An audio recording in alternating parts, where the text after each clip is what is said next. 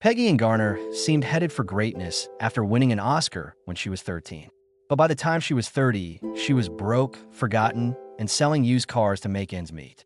The shocking betrayal by her mother and the strange disappearance of her Academy Award are now the brutal facts of what really happened. This is the terrible story that Hollywood tried to hide. Her birthday is February 3rd, 1932, and she was born in Canton, Ohio. William and Virginia had been married for 10 months before she came along. VA was interested in becoming an actor, and William worked as a lawyer. But everyone had a hard time during the Great Depression, and Virginia's business never really took off. She instead gave Peggy all of her dreams. Virginia made Peggy the center of attention from the time she could walk. She was dancing and reading poems at events by the time she was 3 years old. Virginia was in charge because her father worked as a lawyer and wasn't home very often. Virginia threw Peggy a big party and put reporters on the guest list for her 5th birthday. She thought her daughter would become famous one day. But the more Virginia tried to push, the worse things got at home. Virginia would not let William's wish for Peggy to have a normal childhood come true. Peggy would hide at her room with her teddy bear as the fights got worse. Then Virginia made up her mind in 1938. She got $200, packed their bags, and left William behind while she took Peggy to Hollywood. Virginia didn't waste any time when they got there. Within a few weeks, Peggy was working as a kid model and making $5 a day, which was a lot for that time. She went to a school just for child artists, where she had lessons in the mornings and tried out for roles in the afternoons. She was pushed hard by Virginia. Peggy went to 5 auditions in a row some days. Peggy got her first part in a small stage show that summer. It was very tiring. There are 6 nights a week, plus Sunday matinees. But Virginia thought it was just the start. After a month, Peggy had a Paramount film test. She got her first movie part in the Arkansas Traveler just a few days after the studio liked her. Peggy had been in a lot of ads and 2 movies by the end of the year. But her childhood was going by quickly. There was no playtime. They had to go to tryouts, practice, and work on set for long hours every day. Virginia was in charge of everything. Peggy's work kept getting better over the next few years. She slowly became known by getting small roles in movies. Things changed in 1943. She got the part of the younger form of the main character in Jane Eyre. There were big names in the show like Orson Welles and Joan Fontaine, but Peggy stole the show. The cast and crew were moved to tears when young Jane stood up to her mean aunt in a key scene. Critics also saw it. Some of the best kid actors were praised by the New York Times. It was heard in Hollywood. Elia Kazan was looking for people to play parts in A Tree Grows in Brooklyn. They picked Peggy to play the lead part. Success, though, meant more stress. She worked 12-hour days, 6 days a week. School and friends were not important at the time. Virginia was stricter than ever and made sure Peggy never missed a chance. She didn't have any say in any of it. She had been playing for almost 10 years by the time she was 15 in 1947. She had made around $150,000, but most of it was gone. That year, she finally gave up. She took Virginia off as her guardian by going to court with the help of her father. She said that her mom had spent all of her money on herself. Even worse, she said Virginia had been giving her sleeping pills since she was 9 years old to keep her on track. The trial made a big splash. There were a lot of people in the courtroom when Peggy talked about the years of being controlled, manipulated, and worn out. Virginia said she wasn't guilty and that she had only cared about Peggy. She even got people who knew her well to testify in her defense. The judge made his decision after 3 weeks. Virginia was taken off as Peggy's guardian, and William took her place. There was shock in Hollywood. Some people thought it was brave of Peggy to fight for her rights.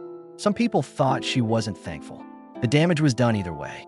She was only 13 years old when she played Francie Nolan in A Tree Grows in Brooklyn. That part changed her life.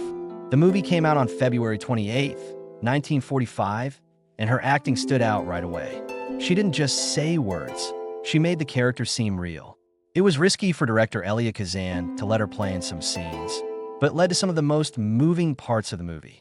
One of them was when Francie found out her dad had died. Garner demanded that the whole scene be filmed in one take, which took 7 minutes and showed a lot of emotion. There were tears all around the team. The movie did very well, earning more than $14 million, which is equal to about $215 million today. The New York Times said it was more than just acting, and other critics agreed. She looked a lot like Francie Nolan. She became popular almost overnight because of the part, and every week she started getting thousands of fan letters. The next year, on March 7th, 1946, she was only 14 years old when she won the Academy Juvenile Award. Elizabeth Taylor had been the choice to win for National Velvet, so it was a big deal that she beat her. It broke just before she went on stage, so the famous costume designer Edith Head had to sew her into it at the last minute. When it was her turn to accept the award, she didn't say much. "And easy. I feel like the luckiest girl in the world. Thanks." Everything changed at that time. The week before, she made $750. Now, she makes $3,500. At that time, she is one of the best-paid kid actors. There was also a debate in Hollywood about how kid actors should act because of it. Her natural playing style was seen by some as the way of the future. She didn't slow down. She played the naughty Judy Graves in the comic Junior Miss, which came out the same year. The movie was a big hit. It played for 12 weeks at New York's famous Roxy Theater and made $3.7 million, which is about $57 million today. Charlie Chaplin thought she was so funny that it was something that couldn't be taught. After only 2 months, in Nob Hill, she played an Irish child in San Francisco, which was a more serious part for her. The movie cost a lot of money, and reviewers loved how she played the part. Variety even said that she could say more with a look than most adult actors could say with a whole page of lines. Because she had 2 big hits in a row, Life magazine put her on the cover in September 1945 with the title Hollywood's New Wonder Child. On February 3rd, 1946, her 14th birthday, she signed a huge deal with 20th Century Fox worth $1 million, which is about $14.2 million today. The deal was handled by studio head Darryl F. Zanuck, who called her the face of resilient youth in post-war cinema. But there were high hopes for the deal. Every year, she had to be in at least 4 movies. She does press events all the time and even has her name on a line of clothes and items for girls. Fox carefully managed how people saw her, making her look like the perfect American teen, positive, hardworking, and likable. That picture was also shown in her movies. She was in the 1947 movie Thunder in the Valley, which was about poverty in the country. President Truman even saw it at the White House. But behind the scenes, the constant stress was wearing thin. She wrote in diaries that came out years later that she felt like she was always on show, like a doll that had to keep performing. Peggy Ann Garner thought that Black Widow, 1954, would help her become an adult, but made her more of a child. She played Nancy Ordway, a young writer who got caught up in a murder plot, but reviewers were very harsh on her. The New York Times and Variety both said that her act was fake and that she was stiff and not convincing. The movie barely made any money, and 20th Century Fox soon after fired her. A few short years before, she got an Academy Award for her role in A Tree Grows in Brooklyn, 1945. She was no longer needed in Hollywood. She said in an interview in 1975 that she felt like she had been thrown away. It got harder to find work after Black Widow. It was thought that she might be good as the lead in Bus Stop in 1955 after she did well in a Chicago production. Even though people liked her, the company didn't choose her for the role when it came time to cast. Because they thought she was too good, they gave the part to Kim Stanley instead. She later got an Oscar nod for it. She had also tried out for Titanic a few years before in 1953, and was given serious thought.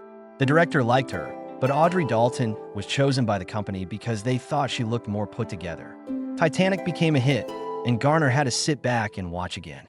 She said years later that these missed chances could have made a big difference in her life.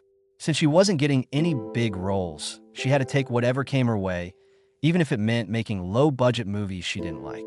She played the daughter of a game warden in the cheap action movie Bomba, The Jungle Boy, which came out in 1949. It wasn't great, but it made money, so she had to make more of them. She was in the 1952 movie Problem Girls, which was about a reform school. That was mostly meant to be shocking. The posters made it look like a racy event, and her part was very different from when she was a child star.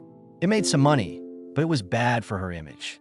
Hollywood thought of her as a lost ex-star who was just taking what she could get. She said she hated making those movies, but she had to do them to make money. Movie deals stopped coming in the 1960s.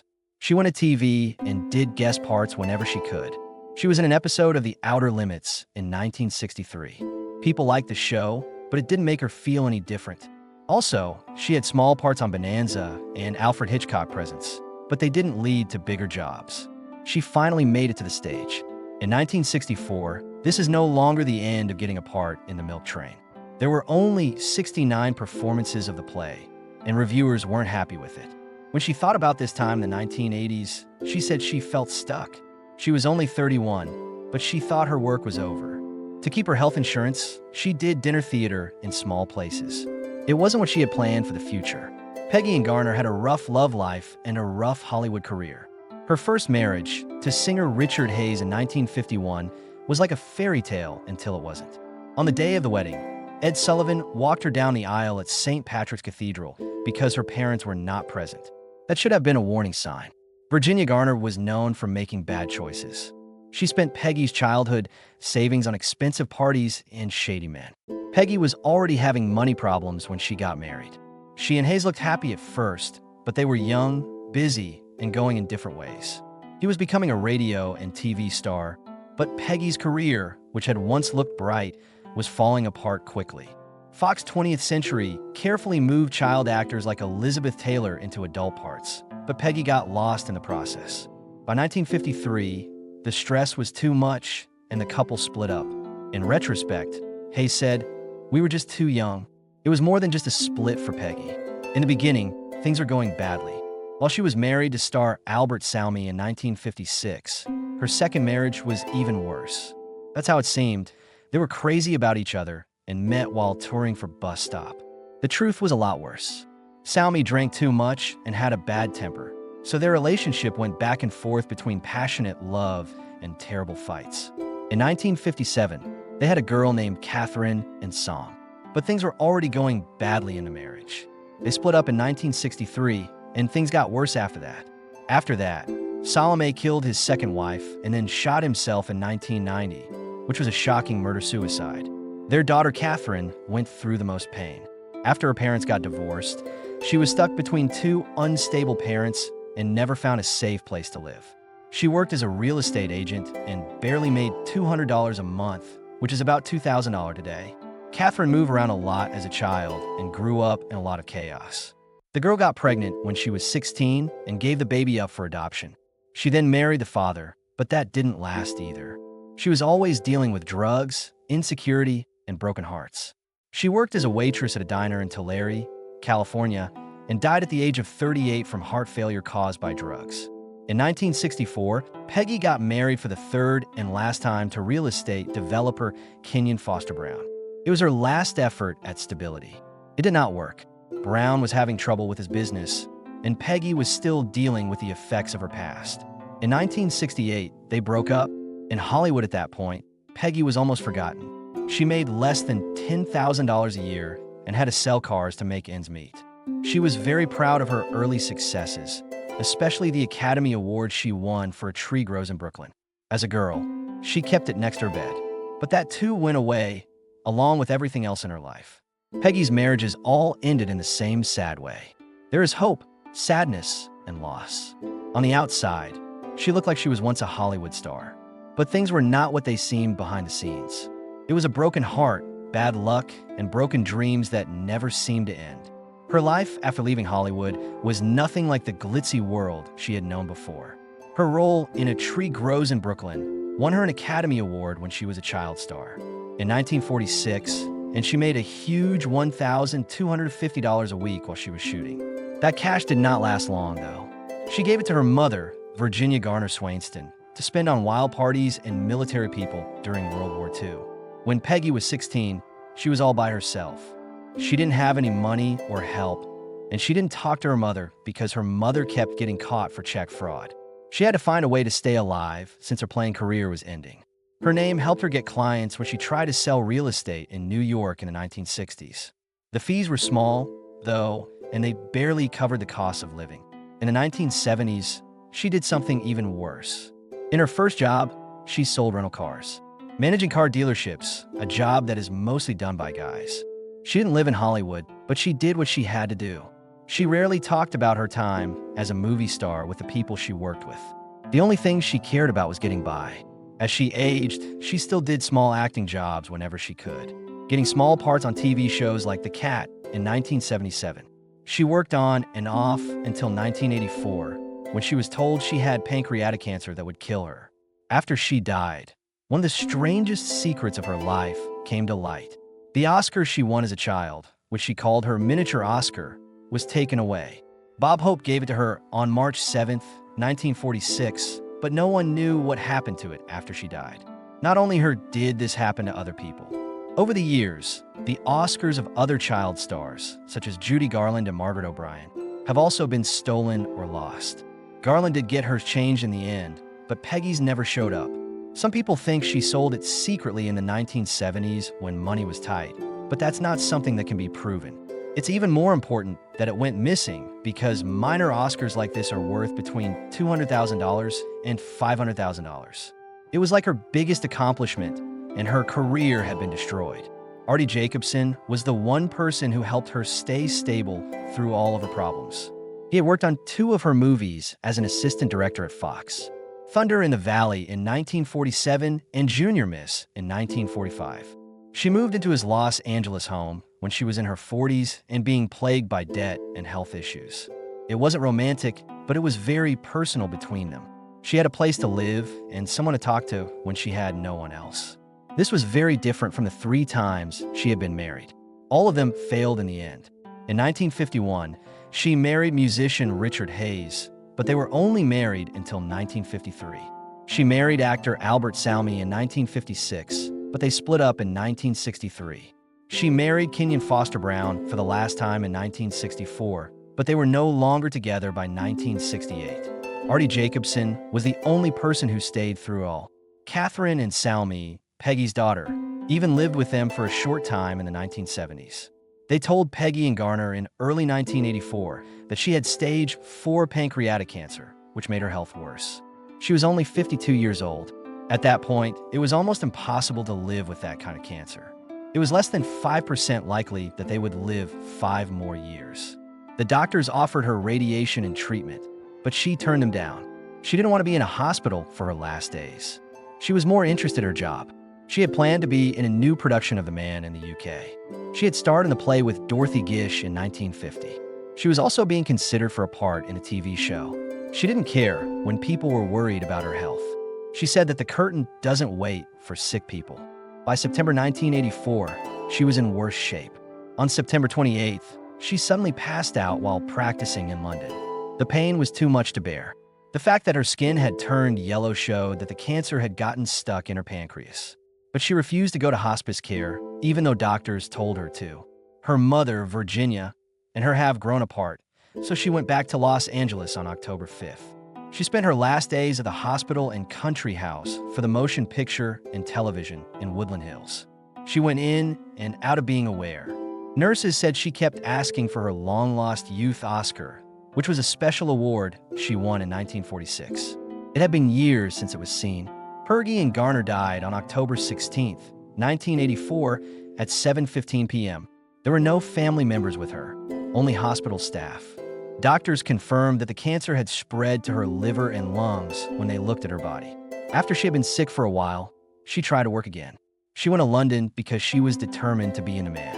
The play was about a young woman who was having a mental breakdown. Sadly, her own life was also coming apart at the same time. She hadn't told the directors that she was sick. She said worry was the reason she lost a shocking amount of weight, from 135 pounds to less than 100 pounds. Her body just couldn't keep up. She passed out while saying her lines at a practice on September 28th. She threw up blood. The people around her said she looked almost like a ghost and couldn't be seen. The event was written about in British newspapers, but not much was said about it in the US. She was a well-known figure decades ago. The press didn't even notice. Everything was quiet when she got back to Los Angeles. No one knew how bad her health really was. Didn't go see her.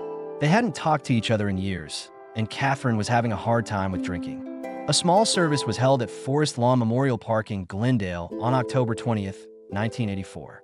Not even 15 people showed up. Most of them had been child stars before, like Margaret O'Brien. The service was only 22 minutes long. Not a single speech or eulogy was given. When she was laid to rest in spot 5463 of the Freedom Mausoleum. Her grave wasn't marked for many years. Fans didn't get the money to put up a plaque until 1992. Frances Nolan Forever was written on it as a tribute to her most famous part in A Tree Grows in Brooklyn. In a cemetery where Hollywood stars like Errol Flynn and Clark Gable are buried, Peggy Ann Garner is laid to rest. But unlike theirs, no one saw her grave for years. No fans came by. Even the burial records spelled her name wrong for a long time, writing Peggy Ann Garner instead. At first, the price of her funeral hadn't even been paid. It wasn't over until 1986. Her body would have been moved to a poor person's grave if it wasn't for that. People slowly began to remember her again in the 1990s. She was called the most tragic child star you've never heard of by Entertainment Weekly in 1992. This caused people to give money for her grave plaque. In 2015, old film events started showing A Tree Grows in Brooklyn again, which made people remember how talented she was. But Hollywood didn't seem to care. There was a lost Oscars show at the Academy of Motion Picture Arts and Sciences in 2020, but Peggy's minor award wasn't there. Her star on the Hollywood Walk of Fame was hacked in 2021. People who go to Forest Lawn today often mistake her grave for someone else's. She used to be a well-liked young actor. She was almost forgotten now. Because it is culturally and historically important, the Library of Congress chose Tree Grows in Brooklyn to be preserved in the National Film Registry. Later, reviewers like Leonard Maltin said it was great in every way and praised how it showed tenement life in a raw and honest way. The film's path to the big screen wasn't easy, which is interesting. At first, censorship officials turned down the script, especially the part about Sissy, a character accused of promoting bigamy and a false theory about marriage. After Sadie Grandner, Betty Smith's cousin, sued for defamation, studio execs had to make changes to stay out of trouble with the law. Some critics today look at Peggy's work from a feminist point of view. Focusing on strong women in A Tree Grows in Brooklyn was ahead of its time. Fought against the idea that women's only job was to take care of the home. Katie, her mother, played by Dorothy McGuire, was a tired working-class matriarch, a part that wasn't seen very often in 1940s Hollywood. But the business was still unfair, even with these strong women roles. McGuire only got paid $50,000 for her part, which is a lot less than James Dunn, who won an Oscar for playing the father. Peggy also worked for the rights of child actors a long time before #MeToo and other movements. She spoke to Congress in 1955 about how hard things were for young artists. She said that she'd been made to work 18-hour days on Junior Miss 1945, which was against the law for children to work. Even worse, she only put 12% of her salary into a trust. Many of the money she made as a child star was lost. Her problems are similar to those of Judy Garland and Natalie Wood, two other actors who also had a hard time in Hollywood's male-dominated system. Peggy said, "I'll try to make you proud," when she won her Oscar when she was 13. Now that I think about it, those words were more than just thanks. They give you an idea of what it's really like to be a child star in a business that forgets about its best performers all too often.